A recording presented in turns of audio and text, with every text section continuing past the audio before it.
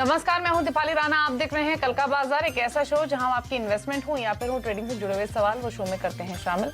आप व्हाट्सएप के जरिए कनेक्ट कर सकते हैं, सोशल मीडिया प्लेटफॉर्म्स के थ्रू इस शो के साथ जुड़ सकते हैं। 7045220000 हमारा व्हाट्सएप नंबर है।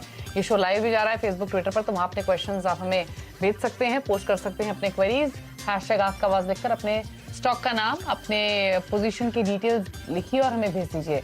आज आपकी सभी क्वेरीज को आंसर करने के लिए हम सिक्योरिटीज के आस्था जैन है, आस्था से चर्चा करेंगे, लेकिन पहले मार्केट का हाल देख लेते हैं। बाजार में आज लगातार 5वां सेशन था जब तेजी के साथ क्लोजिंग हुई। सेंसेक्स 284 पॉइंट चढ़कर 55,682 पर बंद हुआ। निफ्टी 84 पॉइंट चढ़कर 16,605 पर। आज फार्मा को छोड़कर सभी सेक्टर इंडेक्स में खरीदारी थी। सबसे ज्यादा तेजी रही बैंकिंग, एफएमसीजी और मेटल स्टॉक्स में। इसके अलावा आईटी, ऑटो और एनर्जी में भी बढ़त देखने को मिली। मिड कैप और स्मॉल कैप स्टॉक्स में भी अच्छी खरीदारी का रुझान रहा। एफआईएस की ओर से खरीदारी आज के सेशन में भी देखने को मिली है। ये इंटरेस्टिंग आंकड़ा है। 1799 करोड़ की बाइंग एफआईएस ने की है। डीआईएस ने थोड़ा सा मुनाफा लिया है 312 करोड़ का। आशा नमस्कार, पहले तो कल के लिए आउटलुक दीजिए, क्या व्यू रहेगा? और एफआईएस की ओर से खरीदारी के आंकड़े सस्टेन होते हुए दिख रहे हैं एटलीस्ट 3 सेशंस में, कैसे देखते हैं इन्हें और क्या व्यू है मार्केट्स पर? Good evening Deepali. देखिए, मार्केट्स पे व्यू तो अभी भी पॉजिटिव है और आज जिस तरह से निफ्टी की क्लोजिंग हुई है, अपने सारे मूविंग एवरेजेस जैसे 10, 20, 50, 100, in fact 200 daily exponential moving average के भी ऊपर का क्लोज दिया है, जो अपने आप में एक स्ट्रेंथ दर्शाता है। मुझे लगता है कि कल की ट्रेडिंग सेशन में आने वाले दिनों में निफ्टी हमें 16,700 तक जाता हुआ नजर आएगा, यानी कि यहाँ से 100 पॉइंट की तेजी और हमें देखने को मिल सकती है। और इनफैक्ट जो कॉल पुट की राइटिंग हुई है उस हिसाब से भी जो डेटा सजेस्ट करता है वो 16,700 पे कॉल राइटिंग हैवी है, तो वहां तक जाने के चांसेस काफी ज्यादा ब्राइट है। कल के सेशन में अगर थोड़ा सा गिरावट आती है तो मैं बाइंग की ही यहाँ पे सलाह दूंगी निफ्टी पे। तो पॉसिबल टारगेट 16,700 का रहेगा, लेकिन स्टॉप लॉस के तौर पे जो लेवल यहाँ पे निकल के आ रहा है वो 16,450 का है। तो 16,450 का और 16,550 के आसपास अगर लेवल आता है तो बाइंग करने की सलाह रहेगी 16,700 के पॉसिबल टारगेट के लिए निफ्टी में। ओके, चलिए, तो ये व्यू है निफ्टी पर। 16,605 पर हुई है क्लोजिंग। आखिरी मिनटों में जो तेजी बनी उसे पूरा सपोर्ट मार्केट को आते हुए दिखा और 16,600 के ऊपर निफ्टी बंद होने में कामयाब रहा। चलिए, बिना देरी के सवालों करते हैं शामिल। शुभम हमारे साथ मौजूद है नासिक से। गुड इवनिंग शुभम, बताइए अपना सवाल। Hello ma'am, good evening. Hello, आवाज आ रही है? Good evening. Good evening ma'am, मैंने जीएसपीएल खरीदा है। बताइए सवाल अपना। मैंने जीएसपीएल खरीदा है 301 पे, 2200 क्वांटिटी है, अभी 230 पे ट्रेड कर रहा है जीएसपीएल। आपके पास जीएसपीएल है या जेएसपीएल है? GSPL, Gujarat state petro. Gujarat state Petronet, ठीक है। 228 पर ट्रेड हो रहा है, आपकी खरीदारी है 301 की, तो नुकसान है आपको 72 रुपए के आसपास का। आस्था, बताइए क्या सजेशन रहेंगे जीएसपीएल पर? देखिए, जीएसपीएल की बात करें तो फंडामेंटल्स यहाँ पे काफी सॉलिड है, क्योंकि इनके एक केपेक्स है जिसमें गैस पाइपलाइन भी ये लोग डाल रहे हैं, वो भी कमीशन हो जाएगा। तो मेरे हिसाब से स्टॉक आगे जाते हुए तेजी रहेगा। टेक्निकली अगर मैं यहाँ चार्ट पे देख रही हूँ तो थोड़ा सा कंसोलिडेशन का मूड अभी चल रहा है। मेरे हिसाब से आने वाले कुछ दिनों में एक रेंज में ये घूमता हुआ नजर आएगा, और जो रेंज हमें यहाँ पे देखने को मिल रही है वो तकरीबन मेरे हिसाब से ये मूव करेगा 235 से लेके 224 के बीच में, यानी कि 10 पॉइंट के रेंज में मूव करता जाएगा। लेकिन जिस दिन इसने 235 के ऊपर की क्लोजिंग दी, मेरे हिसाब से बहुत अच्छी तेजी बननी चाहिए और काउंटर जाना चाहिए 265 इनिशियल लेवल पे। तो यहाँ पे बने रहने की सलाह है जीएसपीएल में, और एक स्टॉप लॉस जरूर रखिए पोजीशन पे। स्टॉप लॉस तकरीबन जो निकल के आ रहा है वो यहाँ पे मेंटेन करेंगे 220 का।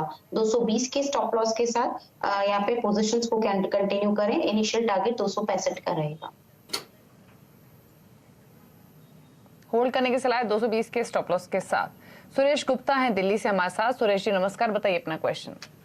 मैडम, आईडीएफसी फर्स्ट बैंक के मेरे पास 2,500 शेयर है, तो उसको अभी रोकना चाहिए, क्या करना चाहिए? At the rate of 74। Hello, ठीक है, 47 की आपकी बाइंग है। वैसे आपने ये लॉन्ग टर्म के लिए लिया था स्टॉक?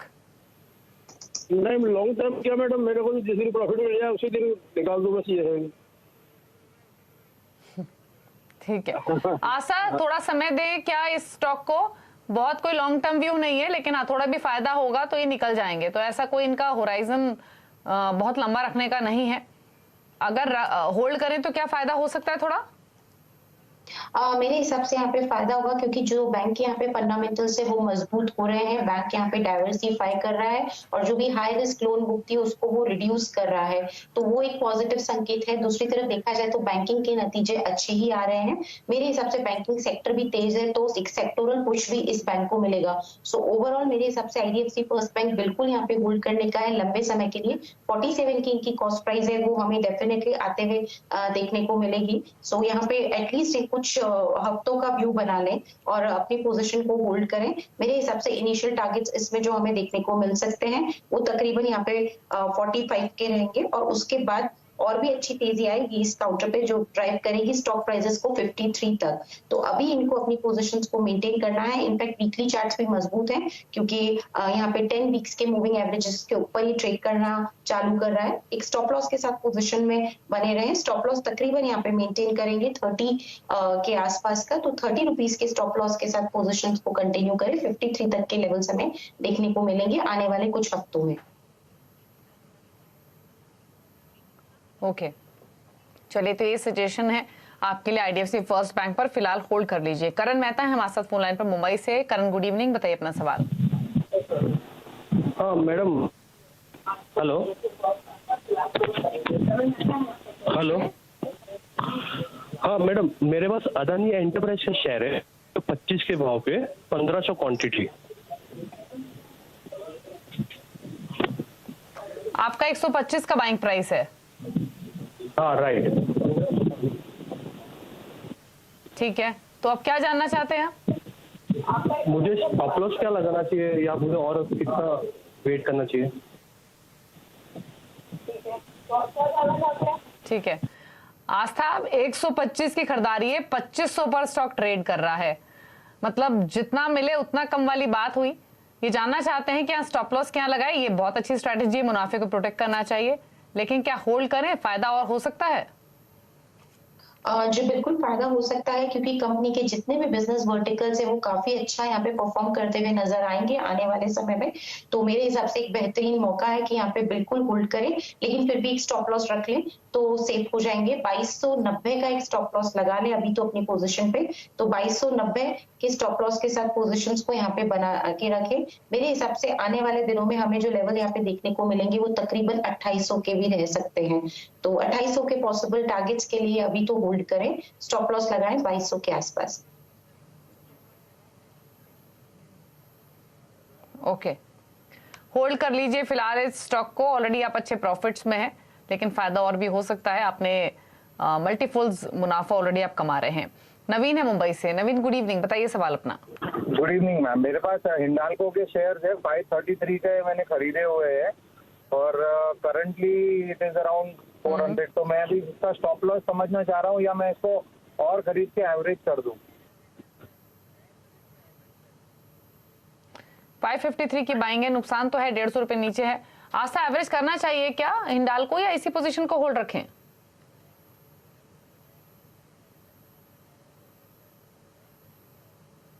बार जरूर क्लोजिंग देख लें।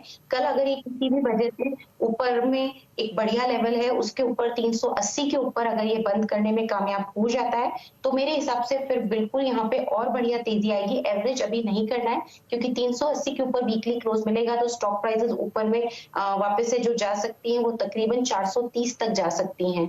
तो अभी तो बिल्कुल यहाँ पे बने रहें, अपनी पोजीशन को होल्ड करें। स्टॉप लॉस चाहे तो रख ले 325 का, 325 के स्टॉप लॉस के साथ अपनी पोजीशन को कैरी करें। 430 का पहला लक्ष्य रखें, उसके बाद और भी तेजी हमें इस काउंटर पे देखने को मिलेगी, लेकिन कल की क्लोजिंग को जरूर वॉच करें। 380 के ऊपर बंद होना जरूरी है इस काउंटर को तेजी में आने के। ठीक है, होल्ड कीजिए फिलहाल। 375 के आसपास हुई है क्लोजिंग। 430 के टारगेट्स आप एक्सपेक्ट कर सकते हैं। रंजीत हैं रंजीत गटकल पुणे से। रंजीत जी गुड इवनिंग, बताइए अपना सवाल। हाँ गुड इवनिंग मैडम, मैं रंजीत बात कर रहा हूँ। मैंने टाटा स्टील परचेज किया है 1114 पे और उसका फ्यूचर क्या है विद इन 2 इयर्स? ठीक है, तो 2 इयर्स का आपका व्यू है। ट्राइडेंट 48 की बाइंग है और टाटा स्टील है 1114 की। बताइए आस्था क्या सजेशन दो रहे हैं शेयर्स पर? देखिए सबसे पहले अगर यहाँ पे टाटा स्टील की बात करें तो मेरे हिसाब से लॉन्ग टर्म के लिए बिल्कुल इस काउंटर को रखना चाहिए। एक लेवल बहुत इंपॉर्टेंट है इसके लिए और वो है 970। अभी यहाँ से भी 35 पॉइंट ऊपर, क्योंकि ये 10 एक्सपोनेंशियल मूविंग एवरेज है 10 वीक्स का। अगर इसके ऊपर इसने क्लोज करा तो मेरे हिसाब से बहुत बढ़िया तेजी आएगी। तो 970 के लेवल के ऊपर तो बिल्कुल यहाँ पे अच्छी तेजी आएगी, लेकिन अभी भी ये तेजी में बना हुआ है तो बिल्कुल पोजीशंस को कंटिन्यू रखना है। स्टॉप लॉस रखेंगे 870 का, और इसमें जो टारगेट्स रहेगा, एक बार अगर 970 के ऊपर बंद हुआ तो 1010 से लेके 1090 तक के भी लेवल्स हमें आने वाले कुछ महीनों में देखने को मिल सकते हैं। तो बने रहना है स्ट्रिक्ट स्टॉप लॉस के साथ, जो कि रहेगा 870 का। ठीक है। रंजीत जी का ट्राइडेंट पे भी सवाल है, बाइंग प्राइस पूछ लेते हैं। रंजीत, क्या बाइंग प्राइस है आपका ट्राइडेंट पर? 48 रुपीज 60 पैसा, 3000 से शेयर। ओके, क्या सजेशन रहेगा ट्राइडेंट पर? 48 की बाइंग, 41 पर बंद हुआ है आज। मेरे हिसाब से ये काउंटर भी अभी तेजी का बिल्कुल यहाँ पे मूड बना रहा है और आगे जाते हुए यहाँ पे अच्छी तेजी हमें देखने को मिलेगी। 42 के ऊपर अगर कल का क्लोजिंग आ गया तो बेहतरीन तेजी हमें ये काउंटर दिखा सकता है, और ऊपर में जो लेवल्स हमें देखने को मिलेंगे वो तकरीबन यहाँ पे 50 से लेके 52 के रह सकते हैं। तो बिल्कुल पोजिशंस को कंटिन्यू करना है। स्टॉप लॉस रहेगा 35 का, टारगेट रहेगा 52 का। ठीक है। अगले कॉल से बात करेंगे। यादराम प्रजापति लखनऊ से हमारे साथ मौजूद हैं। यादराम जी नमस्कार, आपने कौन सा स्टॉक खरीदा हुआ है, बताइए। मैडम लखनऊ से नहीं, अहमदाबाद से बोल रहा हूँ। ओके, ठीक है। बताइए कौन सा स्टॉक है आपके पास? नजारा टेक्नोलॉजी। और आपका बाइंग प्राइस क्या है? 3158 के आसपास है लगभग। तो ये तो आपकी पहले एडजस्टमेंट से पहले की बाइंग होगी ना नजारा टेक में। अभी तो एडजस्टेड प्राइस आपका अलग होगा मैडम, पर फिर भी आपको काफी 10वें महीने का है।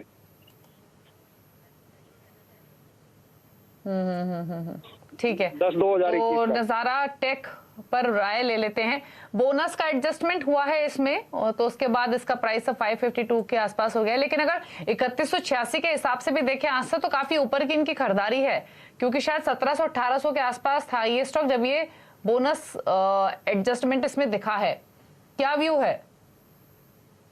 देखिए नजारा में थोड़ा सा अभी स्टॉक में इतनी मजबूती नहीं आ रही है जितनी की आनी चाहिए। इनफैक्ट अभी तो ये अपने सारे एवरेजेस के नीचे ट्रेड कर रहा है, जो दर्शाता है स्टॉक अभी वीक है। एक काम कर सकते हैं, एक बार तो अभी होल्ड कर लें, लेकिन स्ट्रिक्ट स्टॉप लॉस लगा लें तकरीबन 470 के आसपास का। मैं इतना बड़ा स्टॉप लॉस इसलिए दे रही हूँ क्योंकि अगर ये ट्रिगर हुआ तो एग्जिट करना बेटर है। नुकसान बड़ा होगा, लेकिन उसकी जगह फिर चाहे तो ये आईसीआईसीआई बैंक, एसबीआई में एंट्री कर सकते हैं, क्योंकि वहां पे मौके अच्छे हैं रिटर्न मिलने के। इनफैक्ट एलएनटी भी अच्छा लगता है, लेकिन अभी तो होल्ड करें।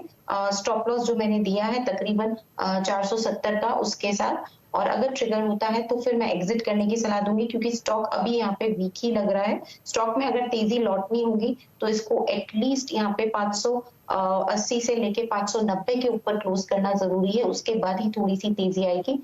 नहीं तो स्टॉक अभी थोड़ा सा वीक रह सकता है, पर अभी तो होल्ड करें स्टॉप लॉस के साथ। अगर ट्रिगर होता है तो फिर एग्जिट कर जाए, खरीदे एसबीआई, आईसीआईसीआई बैंक या फिर एलएनटी। और एक ओके। अगले कॉलर सुरेखा श्रीगिरी हमारे साथ मौजूद है दिल्ली से। सुरेखा जी गुड इवनिंग, बताइए अपना सवाल। हेलो, मैं सुरेखा बोल रही हूँ विशाखापट्टनम से।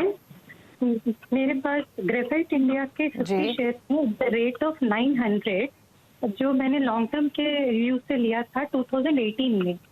उसके बाद से जब से मैंने लिया है मैंने उसका लो ही देखा है, तो 300, 350, 400, अभी तो 400 पार हुआ है, अदरवाइज वो कभी मेरा बाइंग प्राइस तक आया ही नहीं। तो should I continue with it और should I switch over it? What should I do with Graphite India? आपने काफी ऊपर खरीदा ये स्टॉक, इसीलिए आपको नुकसान में है। पूछ लेते हैं क्या सजेशन रहेगा इनके लिए। नुकसान तो है आज तक काफी, क्योंकि 900 की बाइंग है इनकी, 415 पर ट्रेड हो रहा है। क्या करें अभी? देखिए ग्रेफाइट इंडिया लास्ट के 3 ट्रेडिंग सेशंस में जिस तरह के मूव दिखा रहा है, ऐसा लग रहा है कि ये अपने एक बेस बना चुका है और उस बेस से बाहर निकलने की कोशिश कर रहा है। तकरीबन 380-390 के आसपास इसने एक बेस बिल्ड कर दिया है। अगर ऐसा केस रहता है तो मेरे हिसाब से एक बार और तेजी आएगी इस काउंटर पे, जो इसको ड्राइव करेगी 450 के आसपास। अगर कल के ट्रेडिंग सेशन या आने वाले दिनों में एक बार 420 के ऊपर बंद हो गया तो इनिशियल टारगेट 450 का लेंगे और उसके बाद और भी तेजी आएगी। लेकिन अभी यहाँ पे 490 से 500 तक की एक रैली लगती है, तो एक काम ये कर सकते हैं कि वहां पे चाहे तो फिर थोड़ा सा निकालें, अभी ना निकालें, और 490 के आसपास आता है तो थोड़ा सा निकाल लें। वो स्ट्रेटेजी ज्यादा बेटर लगती है। अभी तो होल्ड करें और जो स्टॉप लॉस मैंने सजेस्ट किया है तकरीबन 380-85 का, उसके साथ पोजीशंस को मेंटेन करें। ठीक है, तो होल्ड कर लीजिए फिलहाल, ये सजेशन है। चलिए एक एसएमएस के थ्रू मुकेश ने सवाल भेजा है मुंबई से। मोरपन लैबोरेटरीज 57 की बाइंग है, क्वांटिटी है इनके पास 900 स्टॉक्स की, इनके भाव से काफी नीचे। अगेन ये स्टॉक भी 18 रुपए का नुकसान काफी होता है, पर शेयर 40 रुपए पर बंद हुआ है। क्या सजेशन है इनके लिए? जी, मोरपन लेबोरेटरीज में तो मेरे हिसाब से अभी स्टॉक कंसोलिडेट हो रहा है और जो रेंज हमें यहाँ पे देखने को मिल रही है वो तकरीबन मैं देख पा रही हूँ 36 से 42 के बीच में, यानी कि 36 से 42 रुपए के बीच में ये घूमता हुआ नजर आएगा। फिर भी थोड़ी कोशिश हो रही है बेस बिल्डिंग की, इसलिए अभी तो पोजीशंस को मेंटेन करना है। स्टॉप लॉस तकरीबन ये लगाएंगे यहाँ पे 36 का ही, और इसमें जो टारगेट इनिशियल रहेगा वो 42 का रहेगा, और उसके बाद हमें और भी ऊपर के लेवल्स देखने को मिलेंगे जो कि 49 तक के रहेंगे। तो अभी हाल फिलहाल उन स्तरों का इंतजार करें और पोजीशंस को कंटिन्यू करें। ओके, सुधा ने एक सवाल भेजा है बैंगलोर से व्हाट्सएप पर टाटा स्टील पर। हालांकि आस्था ने राय दी है, लेकिन आस्था अपनी व्यूज रिपीट कर दीजिए प्लीज। इनकी जो खरीदारी का प्राइस है टाटा स्टील में वो 1299 का है। जी बिल्कुल, अगर टाटा स्टील की बात करें तो मेरे हिसाब से ये काउंटर अच्छी तेजी में लॉन्ग टर्म में आएगा, तो अभी इनको अपनी पोजीशंस को यहाँ पे कंटिन्यू रखना है। स्टॉप लॉस जैसा कि मैंने पहले व्यूअर को भी सजेस्ट किया था 870-75 के आसपास लगा के कंटिन्यू करेंगे पोजीशंस को। इनिशियल टारगेट रहेंगे 1010 के, और उसके बाद आएगा 1090 का, तो उसके बाद और भी तेजी आएगी, लेकिन अभी तो हाल फिलहाल इन लेवल्स के लिए होल्ड कर। ओके चलिए, तो ये सजेशन है टाटा स्टील के लिए। फटाफट से पहले तो ट्विटर से लेते हैं, फिर फेसबुक की ओर रुख करेंगे। सवाल भेजा है आशीष राठी ने, L&T इन्फोटेक और टेक महिंद्रा जाना चाहते हैं, दोनों में एंट्री लेने का बेटर लेवल कौन सा हो सकता है? आस्था। जी बिल्कुल, L&T इन्फोटेक तो अभी काफी ज्यादा तेज हो चुका है। मेरे हिसाब से थोड़ा सा अगर गिरता है और ये तकरीबन मिलता है 4330 के आसपास, यानी कि 4400 के आसपास, तो वहां पे एक बार वापस से खरीदारी करने का मौका मिलना चाहिए। बाकी स्टॉक यहाँ पे तेजी में है और मेरे हिसाब से आने वाले दिनों में हमें जो लेवल देखने को मिल सकते हैं वो 4900 तक के भी रहेंगे। दूसरा सवाल इनका टेक महिंद्रा पे था। टेक महिंद्रा की बात करें तो मेरे हिसाब से यहाँ पे भी चार्ट्स में तो अभी थोड़ा तेजी बन रही है, बट स्टिल चाहे तो अभी ले सकते हैं। प्रेजेंट लेवल पे भी टेक महिंद्रा को खरीदा जा सकता है, और उसमें जो स्टॉप लॉस रखेंगे वो तकरीबन आएगा 960 के आसपास का, तो 960 के स्टॉप लॉस के साथ अभी भी खरीद सकते हैं। ऊपर में मेरे हिसाब से एक बार ये लेवल हमें 1100 तक दिखा सकता है। ठीक है, अगले कॉलर से का सवाल लेते हैं। आशा थोड़ा संक्षेप में रखिए जवाब, ताकि ज्यादा क्वेरीज हम पिक कर सकें। दीपक वर्मा सवाल भेजें सुमितोमो केमिकल पर, फेसबुक पर 485 की बाइंग है। जी बिल्कुल, सुमितोमो केमिकल की बात करें तो अभी ये स्टॉक वीक लग रहा है। मेरे हिसाब से चाहे तो यहाँ पे एग्जिट भी कर सकते हैं, क्योंकि स्टॉक और ज्यादा गिरावट दिखा सकता है, तो मैं एग्जिट करने की सलाह दूंगी सुमितोमो केमिकल्स में से।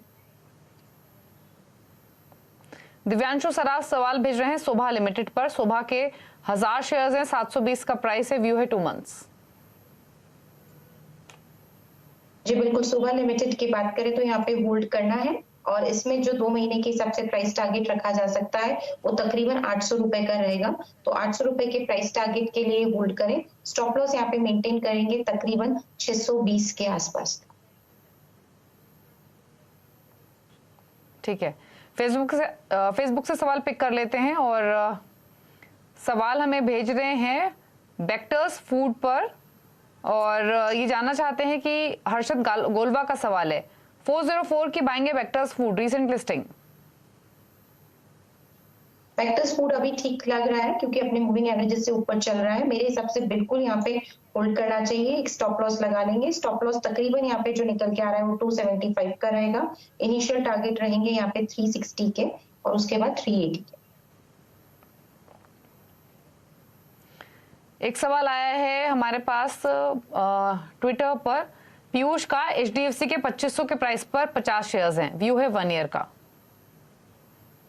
जी बिल्कुल, HDFC की यहाँ पे बात करें तो मेरे हिसाब से ये स्टॉक में 1 ईयर का व्यू है तो अभी होल्ड ही रखना है और 2150 के आसपास का एक स्टॉप लॉस लगा लें या 2130 का लगाएंगे तो भी सही रहेगा।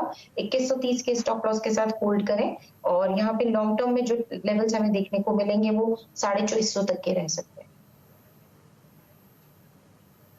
ठीक है, एक सवाल हमें भेज रहे हैं नवीन सोमानी, अदानी पावर पर 191 की बाइंग है, 200 शेयर्स हैं। जी बिल्कुल, अदानी पावर की यहाँ पे बात करें तो मेरे हिसाब से होल्ड करना है स्टॉक को। स्टॉप लॉस तकरीबन यहाँ पे रखना है 260 का। ट्रिगर भी हुआ तो प्रॉफिट में रहेंगे। इनिशियल टारगेट्स रहेंगे 340-45 के। निशांत राणा एक सवाल भेज रहे हैं अगेन फेसबुक पर, टाटा कम्युनिकेशन के शेयर्स खरीदे हुए हैं 1300 के बाइंग प्राइस पर। टाटा कम्युनिकेशंस को अभी तो मैं होल्ड करने की सलाह दूंगी। 1300 की इनकी खरीदे, 970 का एक स्टॉप लॉस लगा के पोजीशंस को कंटिन्यू करें। इनिशियल टारगेट 1230, उसके बाद 1400 का रहेगा। ओके, चलिए, तो ये सजेशन है टाटा कम्युनिकेशन पर होल्ड करने की सलाह है। नंबर्स के बाद स्टॉक चला भी है, 10% की तेजी के साथ हुआ है आज बंद। शुक्रिया आस्था शो में आने के लिए। कोई क्लोजिंग कमेंट आपकी ओर से? जो भी स्टॉक हमने डिस्कस किए मेरी कोई भी पर्सनल होल्डिंग में नहीं है, बट हमारे PMS की होल्डिंग में इनमें से कोई भी स्टॉक हो सकता है। धन्यवाद। ओके, शुक्रिया आपका आने के लिए शो में और सभी पर अपने राय देने के लिए। इसी के साथ कल का बाजार में इतना ही। खबरों पर अपडेट के लिए CNBC आवाज के साथ रहिए। नमस्कार।